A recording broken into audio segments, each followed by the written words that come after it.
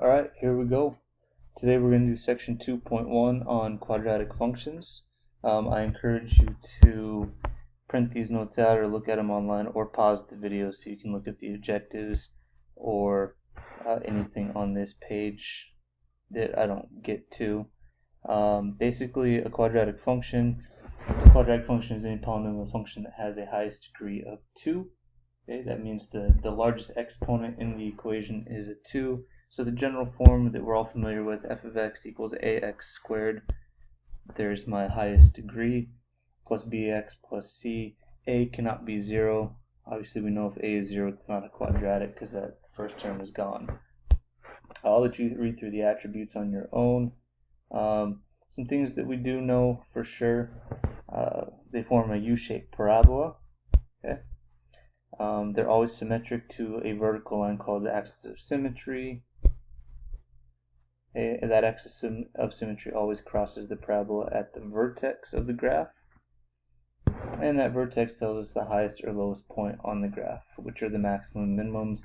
And since we just got done talking about domain and range, the vertex, knowing where the vertex is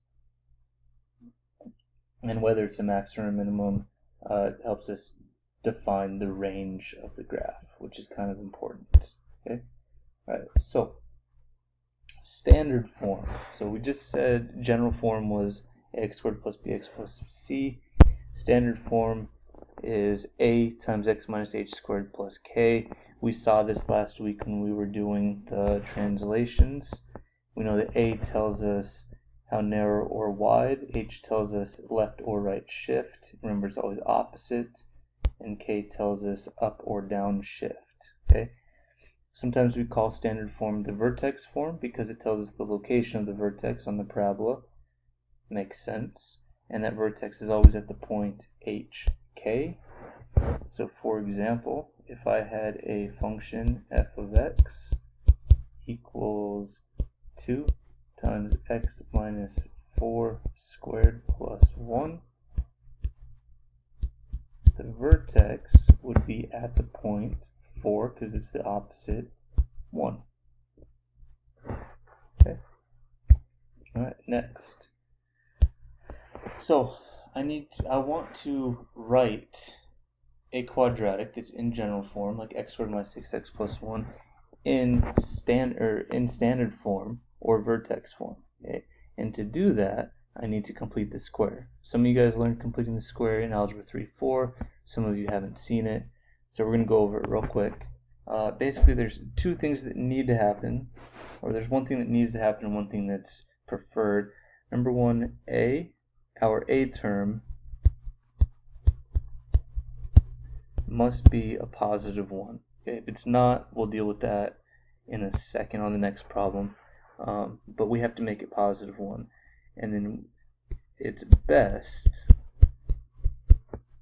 if our b term is even. And those of you that have done this before, you hopefully remember that we want it to be even because we're going to divide by 2, and if it's even, it's going to come out to be a nice number, not a fraction.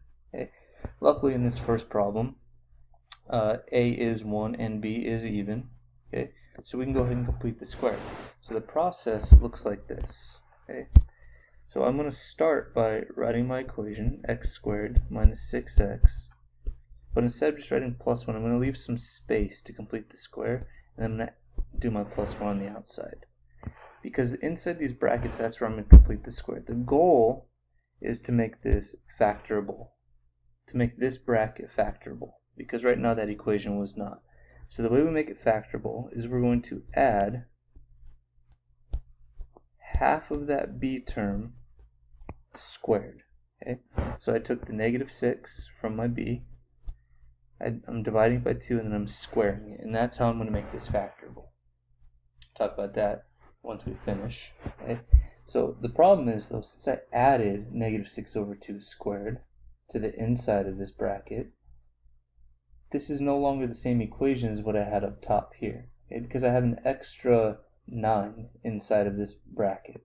So I need to get rid of that extra value. So I'm going to, on the outside, I'm going to subtract that exact same thing, negative 6 over 2. That looks like a B. me make that a 6. Okay, so I'm going to subtract the negative 6 over 2 on the outside, so that way this term and this term, they really cancel out, and I'm still left with x squared minus 6x plus 1. Okay, but I needed to make that extra term on the inside so that the inside is now a factorable expression, because now when I write this bracket, I get x squared minus 6x. I'm going to get plus 9 when I do the math, and on the outside I get plus 1 minus 9. And you can see that those 9's are going to cancel out, and I'm left with what I started with. Okay, so this purple part, though, is now a factorable expression. And if we think about it, we should see that the factors of x squared minus 6 plus 9 are x minus 3 and another x minus 3, so it's really just x minus 3 squared.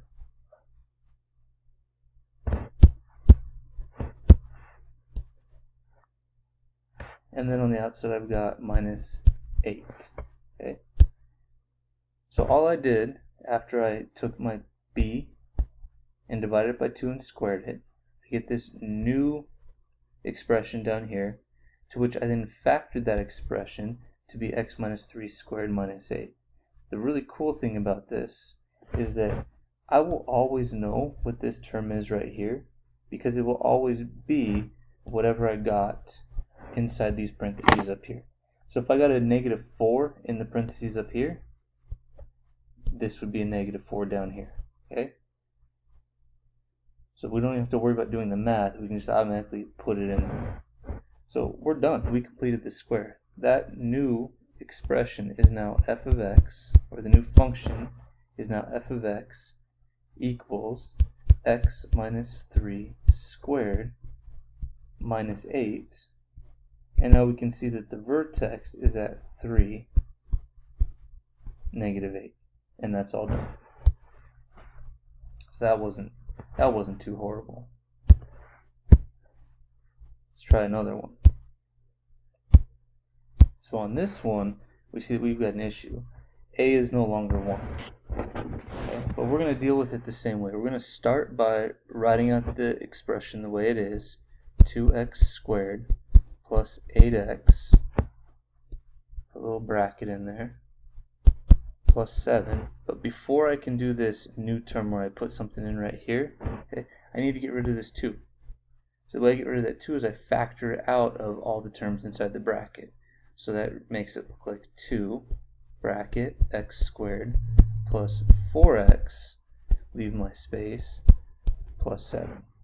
Now I can go ahead and do my completing the square step, which is going to be to add my b divided by 2 squared term inside, and then I'm going to do the exact same thing on the outside, but this time I'm going to subtract my b divided by 2 squared.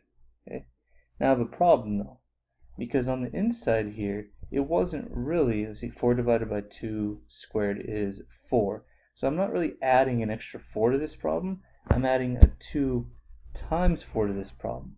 So on the outside I need to subtract a 2 times 4. So don't forget to put that in there. That's probably the number one mistake that we make when we do this, is we forget that extra term, or that extra factor that needs to go on the outside as well. So after I did that, now I'm left with 2 times x squared plus 4x plus, we said that was a 4, plus 7 minus 2 times 4. And now I can keep working this out. We know that this part right here is going to factor to become x plus, we said it was whatever was inside the parentheses up here. 4 divided by 2 leaves me with 2, so it's x plus 2 squared. Bring down the 2 that was in front, and I had 7, and this is 8, so 7 minus 8 leaves me with minus 1. So f of x equals 2 times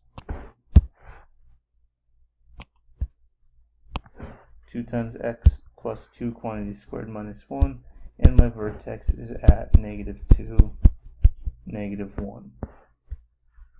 And once again, that is all done. Remember, this is a video, so you can stop and rewind or replay it if you need to. Alright, next, we're going to find the x-intercepts. Okay?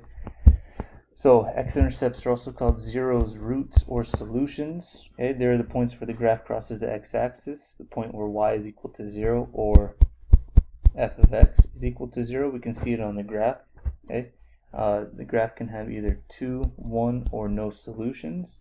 And there's three ways we can find the solutions. We can either factor, which we're not going to cover, complete the square, which we just did, or we can graph. You guys should know how to use a graphing calculator by now, and it's pretty easy to do on there. You just analyze the graph, and then you find the, I believe it's called zeros on the calculator. Okay? So if I want to find the solutions to this quadratic, okay, since we just did completing the square, we're going to do it again. Okay, we'll talk about factoring in class if we need to. But to find the solutions, I'm going to first complete the square on this guy. Okay? So once again, negative x squared plus 6x, and I'll leave some space, and then minus 8. Okay? But again, we have that same problem. A is not currently positive 1. So I'm going to pull out that negative 1. And that leaves me with negative 1 times x squared minus 6x. And then minus 8 on the outside. And then I'm going to do my completing the square step, which is to add the negative b over 2 squared to the inside. And I'm going to subtract my negative b over 2 squared to the outside. But again, remember that whatever I pulled out of the front, I need to pull out of the back as well. So I've got that. Okay. So when I simplify this down a little bit more, I get negative 1 times x squared minus 6x. This is going to become negative 3 squared. That's going to be plus 9. And then I've got minus 8. And out here I'm going to have, see, this is plus 9, negative 9, plus 9. Right there. And we can see that this negative 1 times positive 9 is going to cancel out with this positive 9 over here, so we're still okay. Alright, and then we're pretty much done with this. We just have to rewrite it in final form. F of x equals negative 1 times the quantity x. And remember, this second term here is whatever was inside that parentheses, which is negative 3. It's negative 1 times x minus 3 squared, and negative 8 plus 9 is plus 1. And so we've completed the square. Now I want to solve it. Okay. So to solve, remember we said that f of x had to be 0. Well, all I have to do then is say 0 equals negative 1 times x minus 3 squared plus 1 and solve this equation. So I'm going to subtract the 1. Negative 1 equals negative 1 times x minus 3 squared. Divide by negative 1 to get 1 equals x minus 3 squared. Take the square root. The square root of 1, remember it's going to be the plus or minus, so the square root of 1 is plus or minus 1 equals x minus 3. Add the 3 to the other side, so I get x equals 1 plus 3 is 4, and negative 1 plus 3 is 2.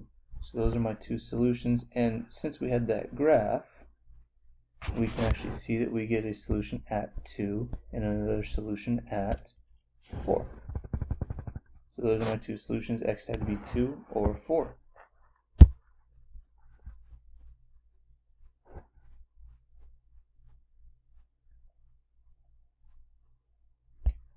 We'll work on this one in class since I'm running out of time. And then this last one, find the maximum or minimum. We will talk about this in class as well, but you guys should have a good head start. And that will do it for section 2.1.